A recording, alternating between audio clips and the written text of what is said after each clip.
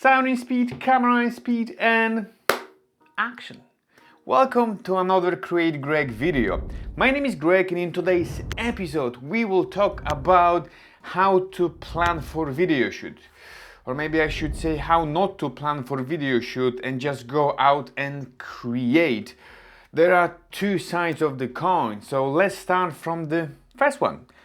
And with this one there is a famous saying. I've got no idea who said that, but I read that ages ago, and it comes along: pure proper planning prevent poor performance.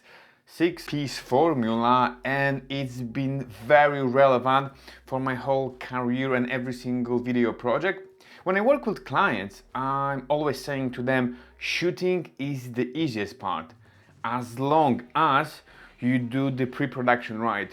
You know what you are shooting, you get the script, you organize everything, you schedule, you tie everything up. So once it comes down to the shooting day, pretty much you go there, press the record button, and as simple as that. Then you've got the post-production, but that is a different story. So if you do everything right from the very beginning, the shooting part is the easiest one. And the other side of the coin is we can go so focused on pre-production that actually disguise for our insecurities. What I mean by that, like how many times we could go out and shoot something, but we decided to stay at home and watch another tutorial. Or we cannot go out shoot because we don't have fancy camera, or any other excuse we've got not to go out and shoot. And in today's world, especially in YouTube, the quantity needs to go with quality, and actually sometimes you have to push more towards quantity than quality. Of course, there is a place for quality high-end production when the preparation is the key, but since I decided to embark on the journey to make 100 videos on YouTube and then step up my game to produce one per week, I needed to figure out how to create quicker. Talking about the preparation, we can make hour-long video at least how to get the right equipment, set up equipment, how to develop idea, how to work with client, how to get the right people on board, how to scout location, how to do a call-out sheet, and so forth. In one of my previous videos, I addressed how I'm finding ideas for my YouTube videos, how I dump them into Notion, organize them, and made them into actionable plan. I will leave links somewhere above. But today's video is all about going out and creating.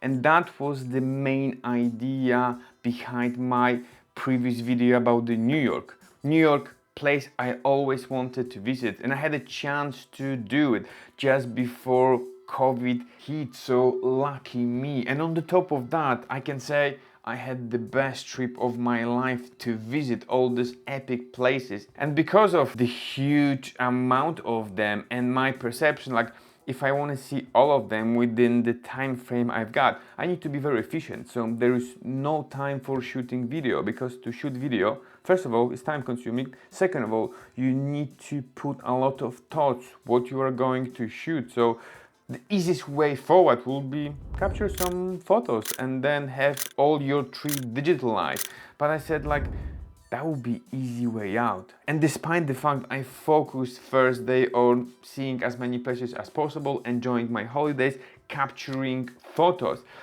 last 2 days I decided, let's visit the most iconic places. Let's try to squeeze all of them in 2 days and create as we go.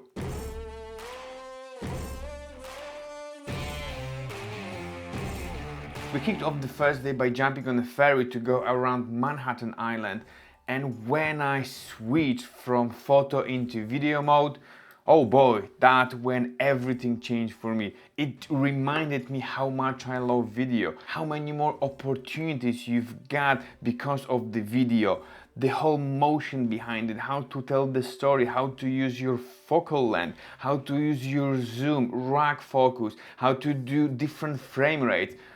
Oh boy, when I start thinking about it, my mind switched completely and I started enjoying this whole trip differently. It literally rekindled this creative fire in me. And another 48 hours, I was literally gone. And then, almost 2 years later, I decided to look at that footage and edit some video out of it. And my first thought when I saw the footage, oh boy, it was so rubbish.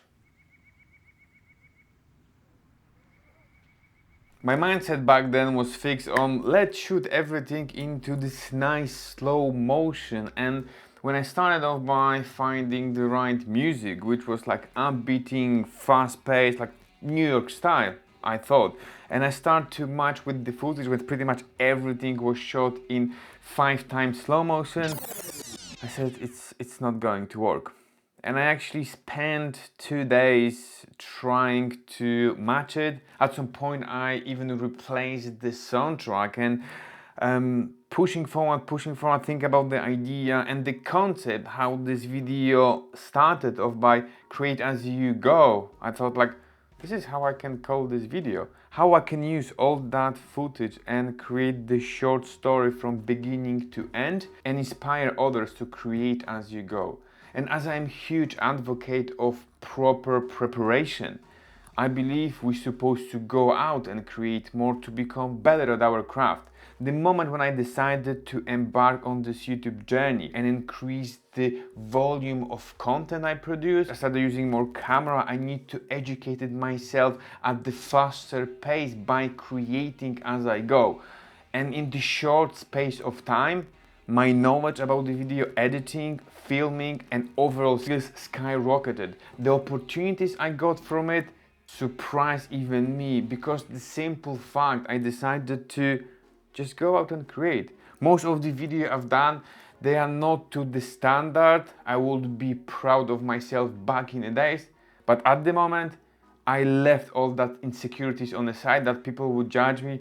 You call yourself filmmaker, but your video is not properly color corrected and you name it. I said no, I will focus on repetition. I'm not going to sit on the sideline and like focus how to lift this huge weight. I just focus on a small weight, repetition, being better with every single video, learning new skills. And I will encourage all of you, as much as you're like planning and shooting video, do yourself a favor and go out and create from time to time. Increase the amount of repetition and get back to me to tell whether it worked for you or not.